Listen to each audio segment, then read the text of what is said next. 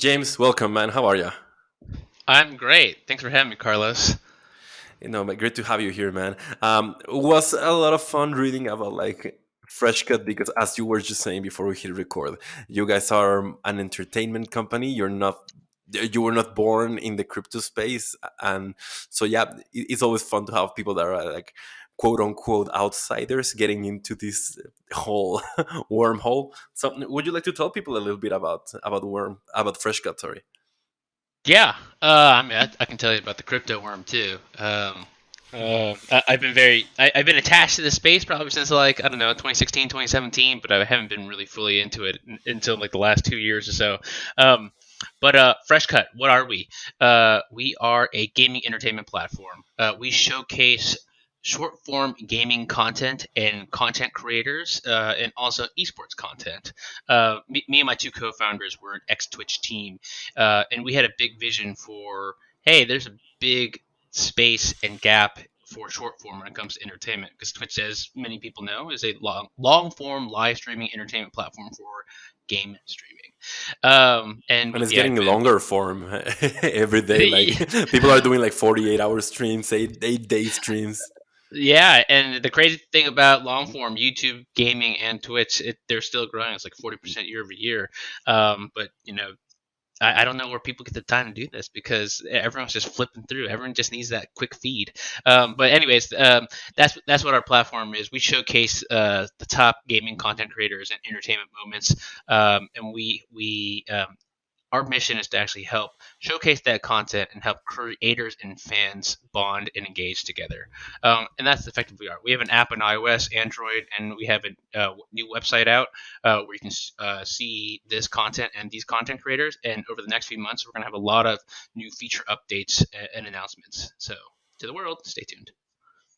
Man, and there's like the whole concept of like your association to crypto. That's a bit of your background, but like how did it comes to crypto, and how did you enter this little world? So the the PC version of the story is like, hey, this is like amazing technology. Um, there's a lot of new primitive applications that are evolving super fast. But the real story of how I came across this is basically like in 2017, you know, crypto chatters all over the place, ICOs, and there's Internet of Things token, Ethereum's popping off, and I gotta try this thing. So I bought some Ethereum tokens myself. What better way to learn than to buy stuff? Bought some Bitcoin, and really like the act of using your own money really like makes you study what you're actually buying, and Right. Yeah. there's the proverbial rabbit hole that I went down. I was like, oh my god, it's like crazy. And the first time you study things, you get it topically. And I sat on a bunch of tokens, and then kind of crypto winter and year come, and kind of like goes quiet. But really, that was my first touch with crypto, and I made a concerted return to it right about the time I left Twitch at the end of 2019, early 2020, when I actually started up FreshCut. And while we were building this short form content platform and building the team to do this, uh, I think crypto technology, the technology itself started, I guess, started catching up to development. I had, I very much followed like the BAT token, so Brave, the Brave browser. Uh-huh. And back in like 2017, 2018, like there wasn't actually the browser, it was just the token. They had like a bunch of primitive software back then. And That's right. I didn't there's remember that. There was a time where you only had the token and not the browser.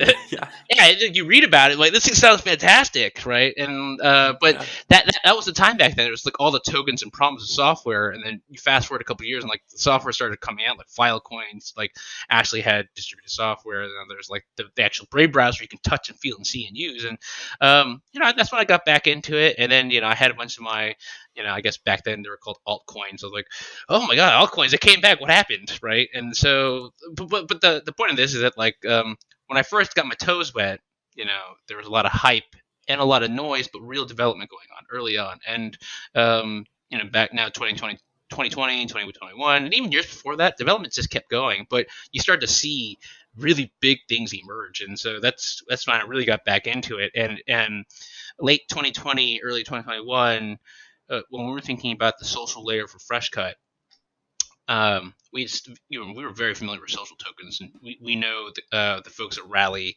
we know the folks at Triroll, these social token platforms. These are like the early stages, like what social tokens would be, and we thought there was something there. But instead of every single content creator having a token, we thought that there should be one community level token, one platform level token. And so it enters the Web3 angle and aspect to FreshCut. And so while we were building out the beta product, this is how it all ties together. It's like, yes, you see awesome content creators and clips, but we are shifting a lot. We are going to change a lot of the interaction between content creators and platform, community and platform through Web3 technology and through this token. And so I gave you more than you asked for. What was my rabbit hole? The rabbit hole, I guess it was like a progression from 2017 to like 2020, 2021. And I'm gonna take a step back here because I think you sort of laid out what FreshCut is, but for some people, especially those that are not into gaming, although I reckon like most people that are not into gaming are not going to be watching this one. But yeah, what's the appeal of more short form gaming videos? Or why is it that there needs to be like a new platform for this? Or what do you think that the current people in the ecosystem, including I guess YouTube, are not doing too well in this little world? Yeah, so it's a gap, it's an opportunity, but beyond that, as with any good company startup, we do have a mission, and we are trying to solve a problem, a real problem. And really, there's just right now no one taking care of short form gaming entertainment. And I'm going to break it down for you. You don't have a lot of time to watch Twitch streams or YouTube VODs. You can catch them every now and then, but anyone that's like a fan probably follows between 25 to 35 different content creators if you are a gaming content fan.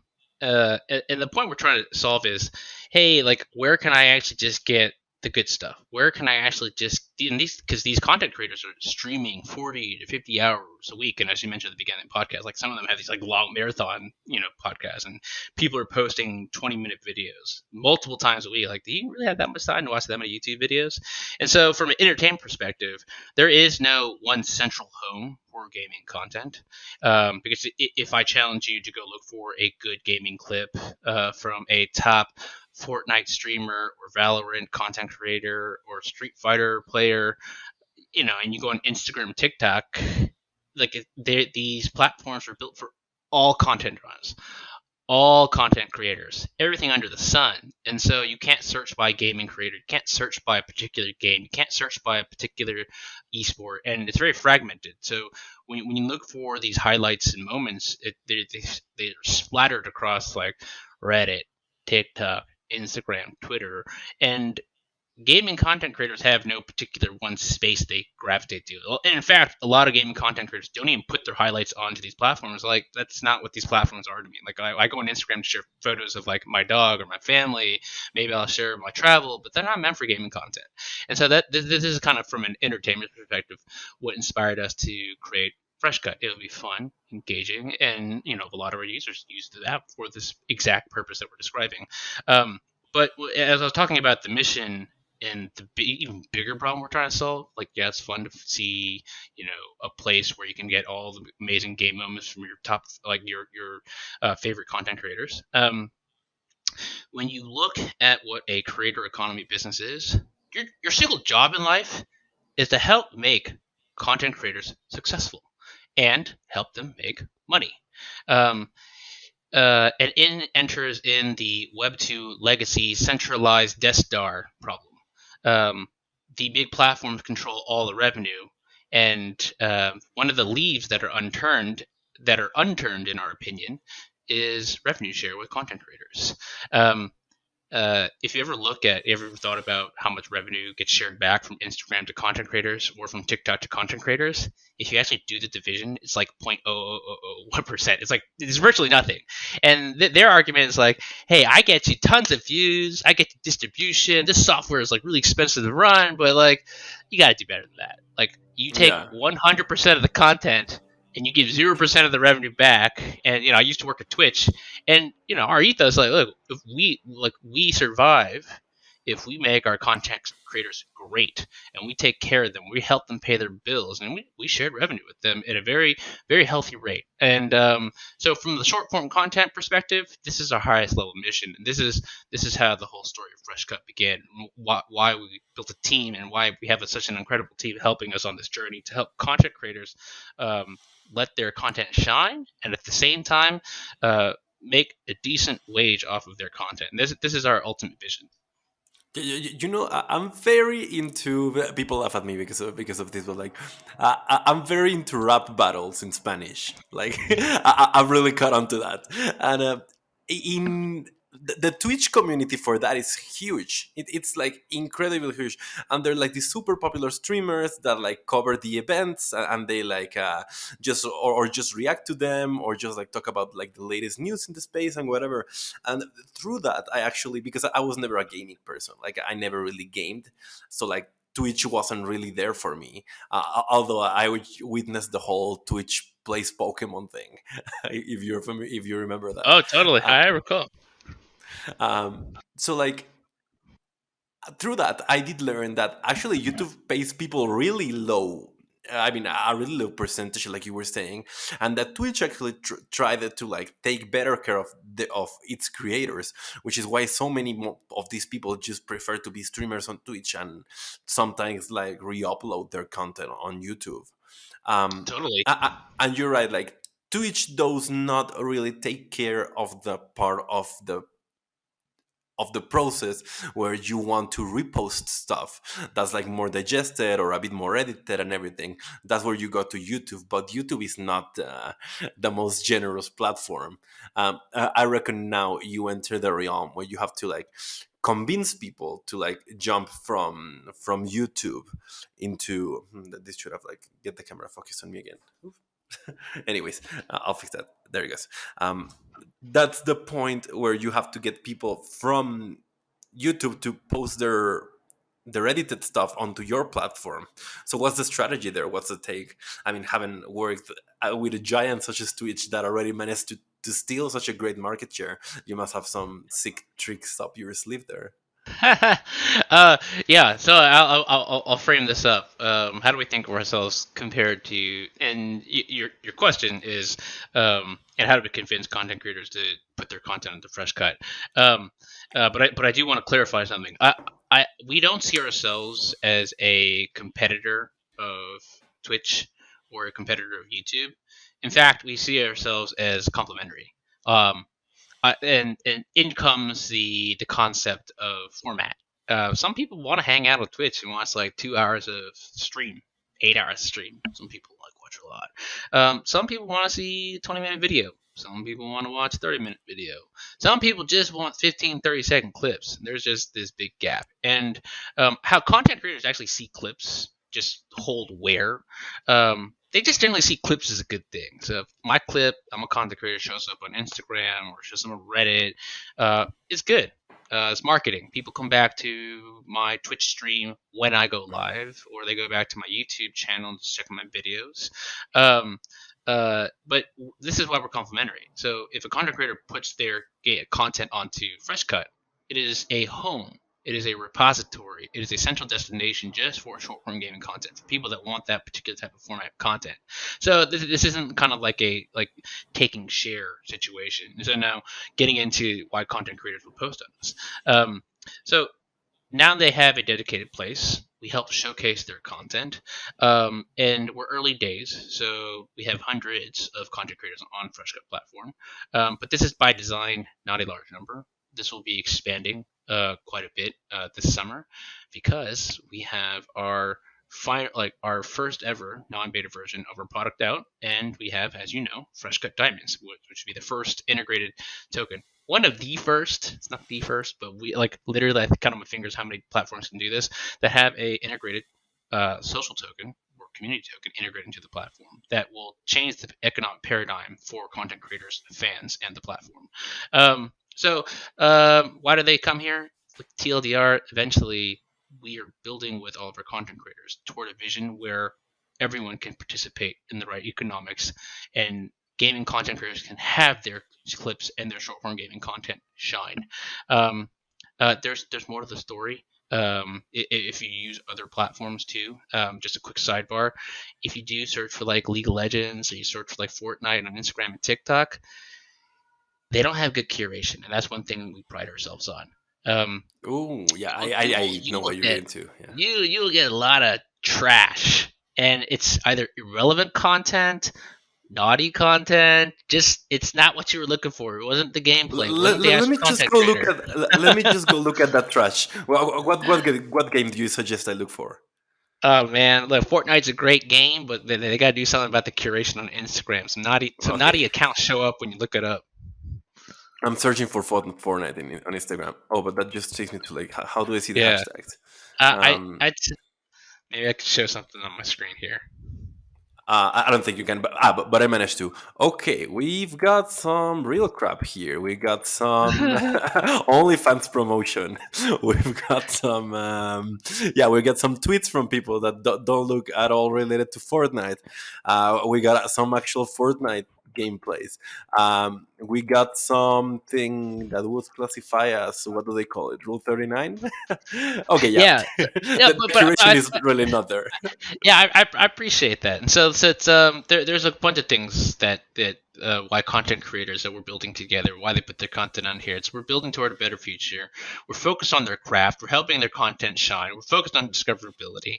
And this is where like these big monolithic, and it's crazy, like they're amazing tech companies, but they can't serve all the different communities all at once. They can't serve gaming. They can't serve beauty. They can't serve music. They can't serve like movie entertainment. They can't serve. They can't make everybody happy. It's impossible. So the world's big, and we're focused on gaming. We're gamers, and we know what type of entertainment our audience likes.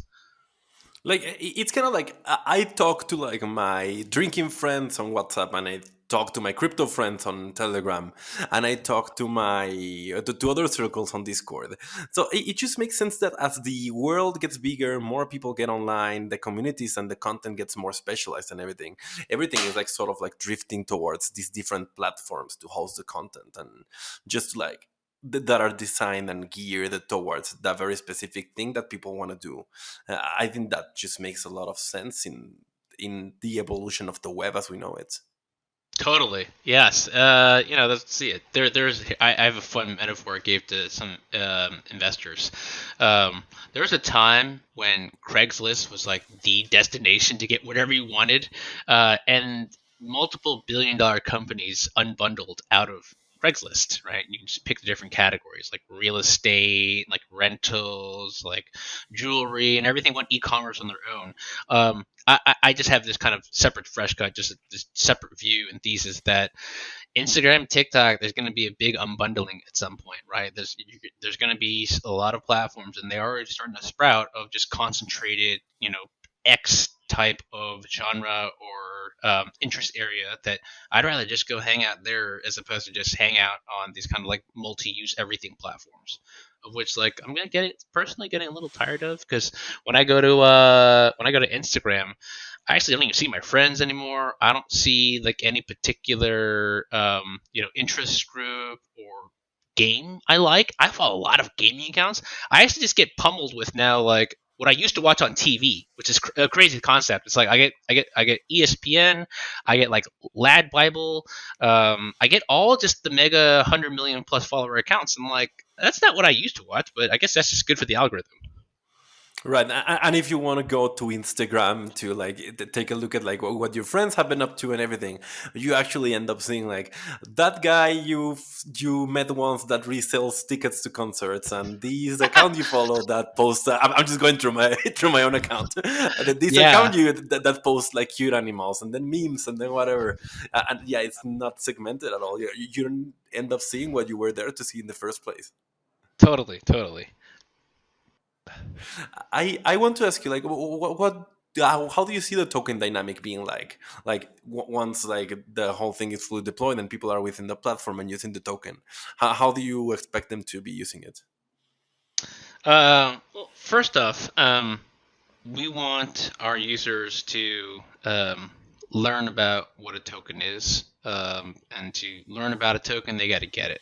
And so this is the beautiful part about the kind of this play to earn revolution, right? And we can talk about why we did it. But when you get into our app, so later this summer, this will be available. There will be a built-in wallet, of which I'm going to boast that there are a single digit number of entertainment properties that have a mobile wallet that can actually interact and transact with tokens. Um, it will be a very seamless experience. Users can get the token, they can earn it, and we're going to have a quest system.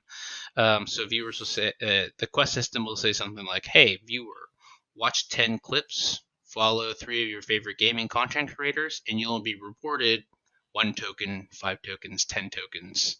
And there'll be daily, weekly quests. And this is starting to sound like what you're very familiar with in Web 2. It's just, oh, like, I know mobile games. So I play Farmville. I play Candy Crush. It's easy, right? Um, then on the creator side, it's going to be very simple, similar. So I just described engage and view to earn.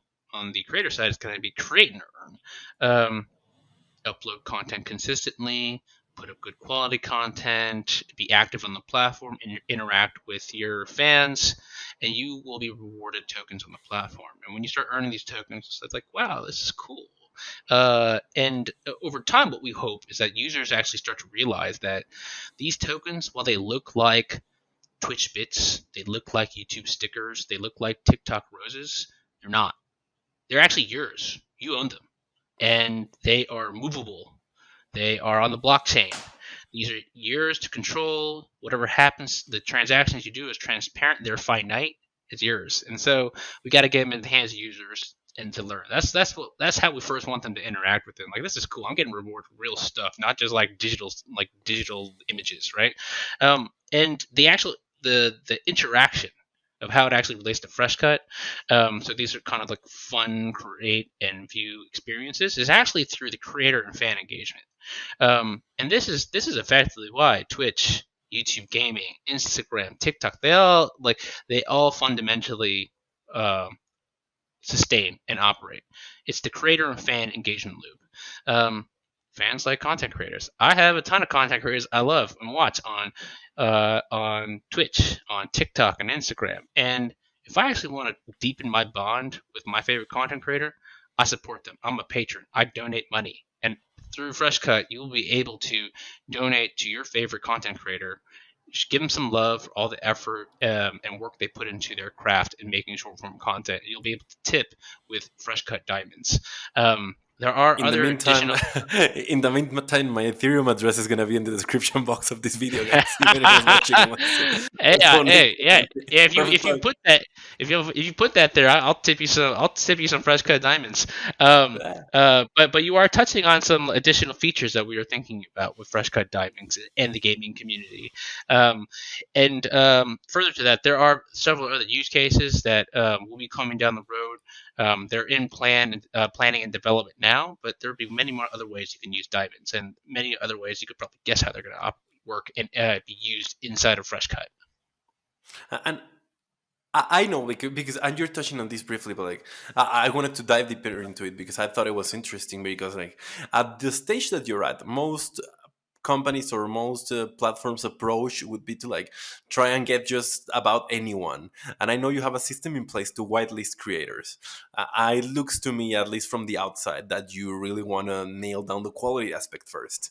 So how what was the reasoning here, and do you think that can eventually like play against you? Um, uh, the reasoning so I think you answered the question yourself both times. Yeah, So well, could no, be. Yeah, I'll expand on could be this. because I agree with you, basically.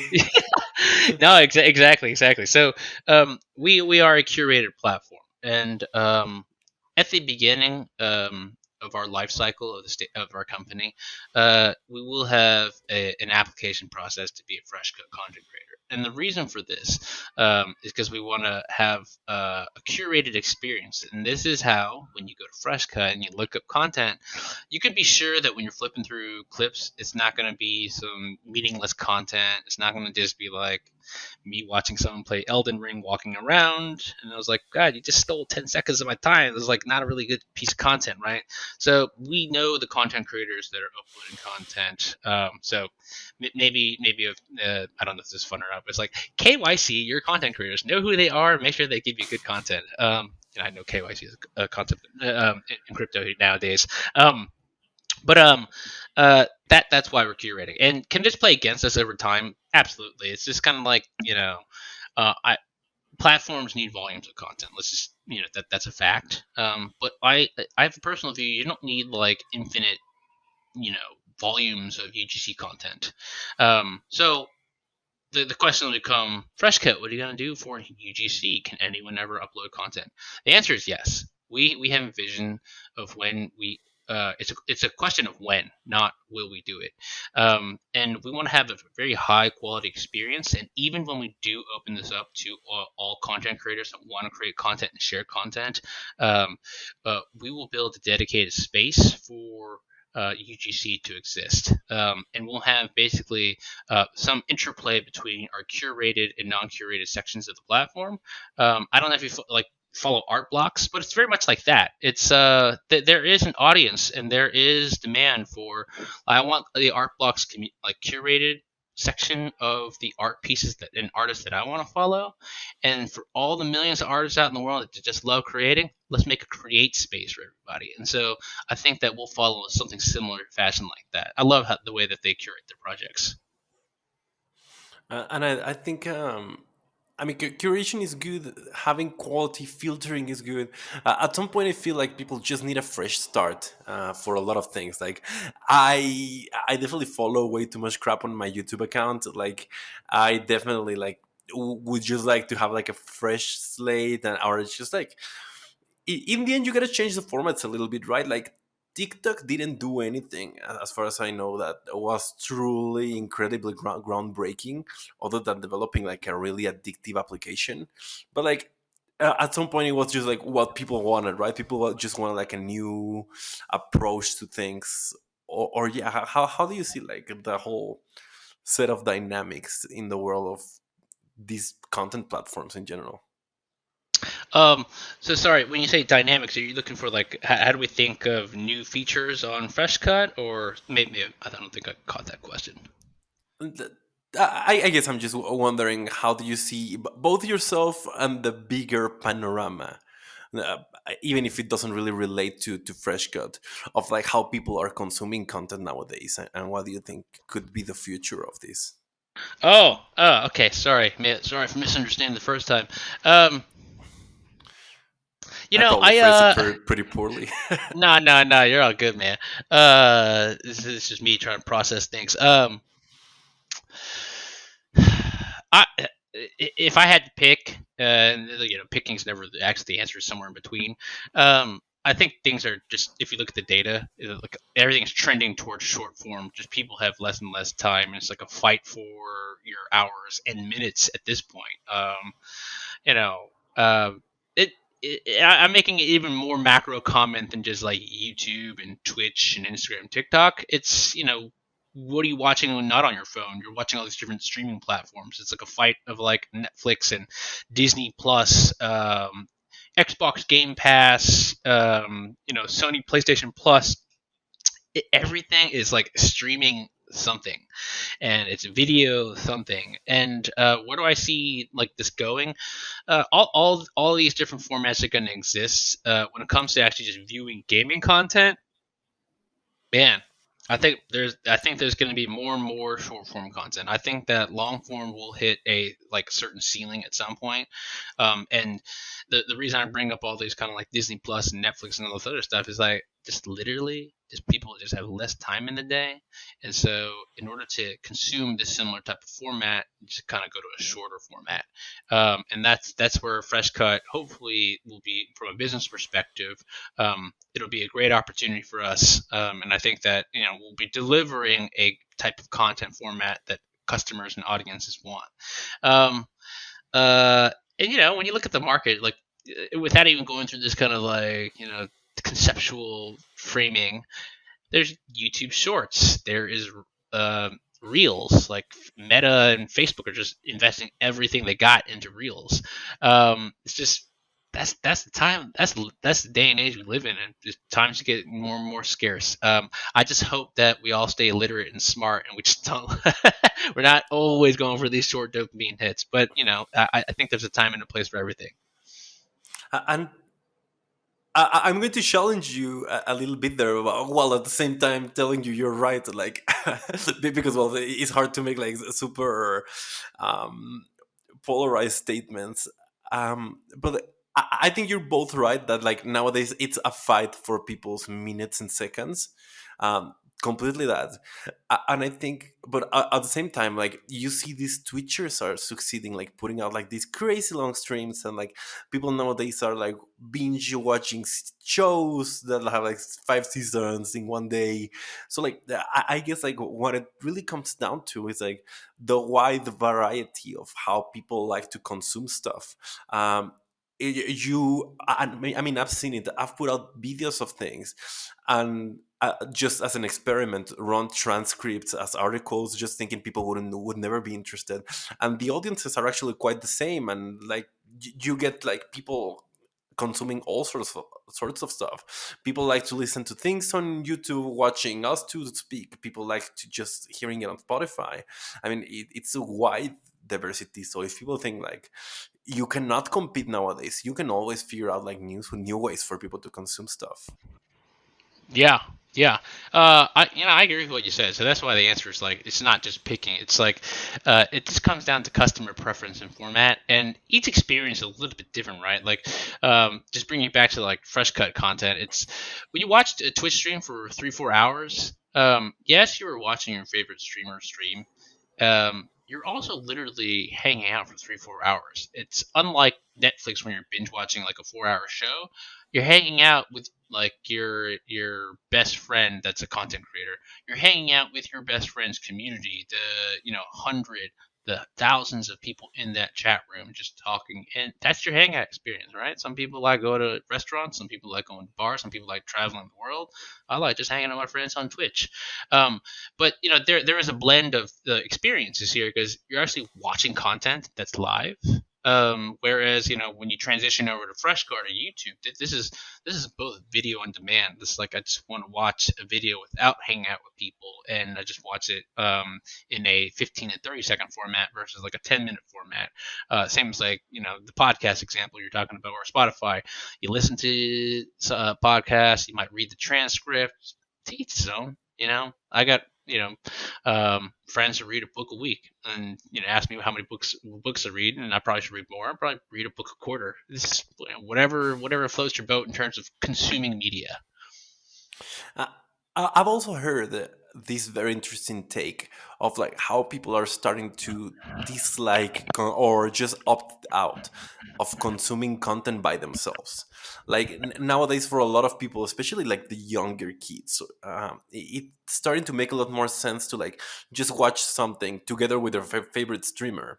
So like this rapper that you like just put out a brand new song, you rather see your favorite streamer react to it rather than just go listen to it by yourself. And th- that just shows how people feel more in the company of those that they like and love through these platforms. How real this experience is. Like, did you rather go listen to it with some streamer that might just pause it at a random moment or whatever, than go consume it on yourself? I think it's very interesting. I think these things are like revealing a lot of like how people are deep down. That's a really good point you bring out, and that's kind of that's the power that Twitch has unlocked for years, and it's it. But I'll also say like while it's unlocked it on a technological level, meaning like I can sit from my home and just hang out and do the viewing experience with my friends. That's existed forever. It's like I have way more fun, watching an anime or back in the day watching like Fresh Prince with my friends than like some of these TV shows I wouldn't watch by myself because it's just not as fun. But when you Like watch no one like wants favorite, to go to the movies by themselves. yeah, it's exactly like well. Sometimes I go to movies by myself, but only if I really want to see that movie. But I know, but point taken. But it's way more fun to watch, and also like if you like somebody, you always say like, man, I gotta get like X friend to watch this because I want to see how they react to it, right? I want to see what they Right. say. So if it comes to your streamer, you're like, I gotta see what he says, like he or she says about this or what they say about that, and it's cool. And just sidebar, I think this is a great opportunity for big media companies to just give content creators some of their shows and movies to watch, right? It's free marketing. It's like that streamer probably wouldn't have watched that without otherwise. But it's a really fun experience, and there's a lot of different applications, and I think it's a really like emerging concept that for the broader media space. Does it bother you that we're talking about Twitch so much? Not at all. I love the company. I love my time there. I still love what they do. They empower content creators to create great content and to power awesome fan experiences. Yeah, I'll always be grateful to them. It doesn't bother me at all. Because I feel like if FreshCut gets to the point where you want to be, these two platforms are going to be pretty interrelated, aren't they? Like, you're just like a great place for people that do Twitch both as consumers and as creators to continue exploring the things that they already like. Yeah, there's a lot of relation like complement. We would have I think in the future a very complementary relationship, but it's not just Twitch. This goes the same complementary relationship would apply to YouTube. I think it would be more competitive with Instagram and TikTok, and there are many gaming content creators that exist just on Instagram and TikTok that don't really work on Twitch or on YouTube. So yes, there's a lot of analogies, and I am a child of Twitch. Instead overlap with them, but this is the way we see it. We actually see the space much broader, and hopefully at the end of the day, our job is to help content creators. But if there's opportunities to work with Twitch, yeah, absolutely. And we've talked a lot about how you see yourself in like the content platform ecosystem and everything. We haven't really thought that much about the Web3 ecosystem, which is like what people listening to this are also very interested on. So like where do you see FreshCut playing in the Web3 ecosystem, and what alternatives and possibilities do you see for you guys as the platform evolves, as the crypto ecosystem evolves, hopefully as like also blockchains get more popular and more used? So the big opportunity for us um, is as simple as this. It's uh, giving the economy to your users. And this is a paradigm that while a lot of Web2 companies are getting onto the bandwagon of saying like Web3 is the future, I'm like at the end of the day you're still a Web2 company. Um, uh, and this is what scares a lot of Web2 companies. It's like we're basically forking over our economy to the users. We're forking it over to the content creators and the fans. Um, yes, we are stewards of the economy at FreshCut, but this is also the power. You're just basically saying, as all crypto projects are, finite number of tokens. It's decentralized. Nobody owns it. Um, Whoever owns the token, you are the true token holder. It's transparent. And when you compare that to these Web 2 economies, it's like I can print infinite stickers. Once you pay me money for the stickers, your money is captive. You can't do anything with it except for one use case. When you own a token, you can do whatever you want with it, right? It's like there's liquidity, it's transferable, et cetera, et cetera. And kind of when you get to the end of this whole storyline is that if FreshCut diamonds are an effective uh, technology to power an economy. I think that's like the kind of like one of the most exciting things here is that over time, as stewards, we eventually kind of like cede the economy over to, I don't know, what, in terms of governance and economic power, like what do you creators want to do? What do you fans want to do? We're the developers. We can help. We can help build some of this stuff. And like this is some of the crazy stuff that, like, while Web twos or companies are giving the lip service to, it's like that's a scary thing because it's like it actually like goes against like profit maximization and shareholder maximization. So these are some of the awesome things that I think are coming out, and no one can predict the future. But I generally think that if you can share more value to more people, we will have a happier and more entertaining space. I think, yeah, you touched on a great point there. And I was just talking about this with someone that didn't completely understand the differences between profit models in Web 2 and Web 3. Um, it's not the same at all. Like, someone was asking me, like, how does Ethereum make money? And you're like, oh, well, you want to go there because, yeah, because you're right. Like, if you're developing something, you have to maintain it. You have to pay for the people that work in it. It's not all like not everyone is doing everything out of love. Like, people need to eat and all. So like, and you have to understand like that the Web3 profit is sort of like almost retrospective. If you build something that people wanted in Web3, like, you're gonna get rewarded handsomely, but like it's always sort of after the fact. So like, what approach does FreshCut wants to take to all of this? How do you plan to like structure your revenue model, your maintenance, all this? Oh man, that's a big question, but I'll try to break it down here. Um, the first thing I heard is, how do we keep our team incented to build it? As with many other token projects, we will have an allocation for the team. We think that this is in line with the market. Um, Percentage is going to be in like the 15 to 20% range, and you hold the tokens and they're locked up. And in our model, so we'll be sharing this at a future stage. Uh, we will be last. We'll be the last ones to actually have unlocked tokens. So you can be rest assured that the FreshCut team has the right incentives aligned to actually um, make this project last. The second piece is on revenue. How do we actually think about revenue? And so here's a really interesting space topic.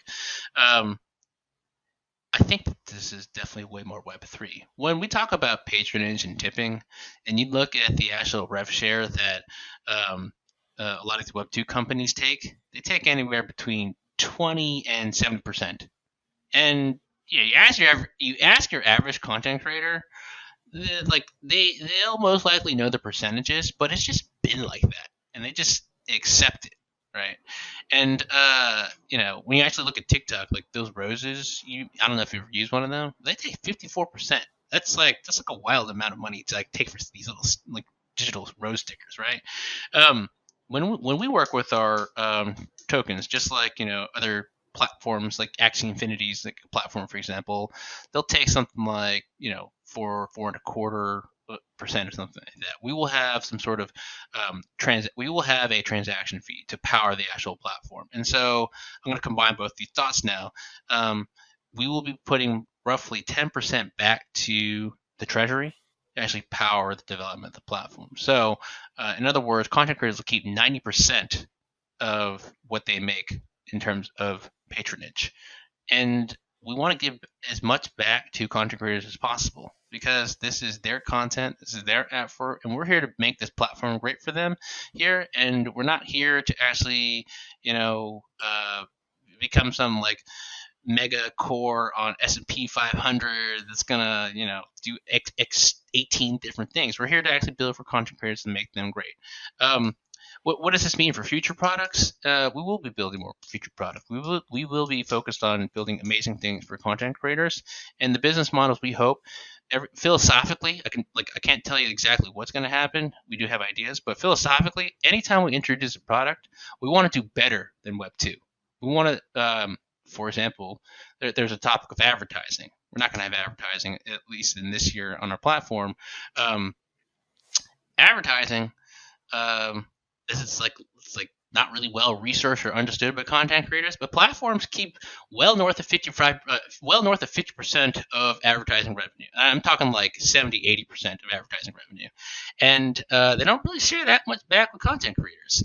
And when you actually look at like content creator videos, like on YouTube, like here's how much money I made off of like 5 million views, and like they get like I got an $800 check, and like well, where'd all the money go? I thought you guys said that you share 55% to content creators. Well, it's sort of true, but that's like a big marketing thing. Um, if today we had advertising at FreshCut, like I would push like with every bone in my body to say like, look, at least 50%, if not more, should go back to content creators. But really, that's how much should go back to content creators, not like this kind of fluffy marketing stuff with like 18 different asterisks on it. So, anyways, I think that's when you ask about the revenue models and how we see this, like off the bat, we know that tipping we're going to do better than Web 2, and in the future, everything we do from a platform development perspective, we're going to do better than Web 2 for our content creators and community. And another important thing is like YouTube pays people very diversely. Like they don't pay us, they don't pay a person that's running like tech ads on their videos the same as they were running beauty ads on their videos. So like if two creators in two different fields would get like different yeah, would get the same amount of views, but one is in beauty and the other one is in tech, they would get totally different revenues because like the way they structure their model. And the same would go if one is in Spain and the other one is in Argentina, or if one is in the US and the other one is like in somewhere in Africa. They will get totally different revenues based on the same exact number of views, which is a bit crazy to me because you see how they value your work. And of course these models are very studied, so there's something to it and there are some truths that you can learn from there. Hey man, we're nearing the hour of recording, so I just wanted to ask you if there's anything that you wanted to cover that we didn't in this recording so far. No, I'm good. I mean, it's definitely a fun chat, Carlos. I appreciate you taking the time to spend with FreshCut and myself. Yeah, I mean, if there's anything you also want to cover, I'm happy to talk about it. No, I think I ask you. I mean that this is more for like personal, for Oh, personal okay. curiosity, Yeah. rather than just for the podcast. But like, if you want, we can cut this out. How was it like actually working on Twitch? Like, were you there through like the years where it was growing like crazy? Were you like from the beginning, or what? At what point did you leave, or how was working there? I probably joined around mid stage. So I joined around 2015. I personally started working with the Twitch crew 2013. In Twitch, it officially started in 2011. So it feels like I was there for like, officially I was there for like 4.5 years. But it feels like I've been with them for like 7, 8 years. That's why it kind of feels much longer because I used to work at Xbox, and I was working with them then, and back then they were like in the tens of millions when I was at Xbox, and then when I officially joined the company, they were north of 100 mil, and today it's not public, but you can just assume they're way larger than that 100 mil figure. And yeah, like it was still in, I don't know, still like I don't know what kind of growth you categorize it. Like it's like hyper growth, super fast growth. It was still growing like a weed. And so over my time there, it was a blast. It was a complete blast. I enjoyed every moment of it because who doesn't like working with video games? Who doesn't like working with content creators and esports? And it's an incredible business, and partnering with Amazon is like one of the best decisions it could have made. One of the best tech companies in the world that actually believed in the vision of content creation. And from a technology perspective, it's you married AWS with Twitch, and it's the best. It's some of the best live streaming tech. I think it literally is the best live streaming tech in the world. Maybe some competition between Netflix and Twitch, but it's an incredible company. What they're doing today, they're still growing. They're doing well, and I wish them all the best. And my experience there is just nothing but fantastic. Right. So you went from Xbox to Twitch. Yeah. Then like the next obvious step was to go into something like FreshCut. Yeah. That was next obvious step. So me and my co-founders, we love video games and we love content creators, and so, um, if we just short form never was part of the headspace over at Twitch and at Amazon, and I'm kind of an Instagram and TikTok junkie, and I was like, man, I just personally thought if I could have an amazing app like this. Um, but you can't like the the thing that I really love is just kind of building. So that's one thing I will say. It's as the company got bigger and bigger, obviously, like we like you can only build so many things, and they had to be super huge, big bets, and that's just the nature of big companies, right? And that's Right. why it was so exciting to come back to start FreshCut with my two co-founders and our early team. It's just like, man, let's have fun. Let's think of awesome ideas. Let's like recruit some awesome people to work with us, and just to build again. And it feels really good. I really like that aspect, and you can obviously guess that we did less building and more like organizing and planning. That's just how you manage a big aircraft carrier versus like small fun speedboat. And yeah, I mean, I think this is a great point to stop the podcast. That people have got to know FreshCut a lot better and you as a person as well. So this is where you shield your stuff. Where can people learn more about FreshCut? Where would you like to send them if they're interested in the platform and in the project already? The best thing to do, go to freshcut.gg. That's our new fresh website. You can find us in the App Store. You can find us in the Google Play Store. Fresh new app is coming out early next week. And I would, in terms of time of when, I urge you to come back to us in May, because this is when a lot of our announcements start to drop. So yeah, that's there's my plug. So you're just about catching speed, and I would really like to have you again sometime, man, to track back on the progress of FreshCut. Yeah, I would absolutely love to be back here. It was a pleasure hanging out with you, Carlos. All the best luck with the launch and everything coming up in May, man. You've told me some things already. It sounds quite exciting. I really hope you guys do succeed in this mission. All right, thanks a lot, Carlos. I appreciate it. Thank you very much, man, and thank you to everyone watching. Bye bye.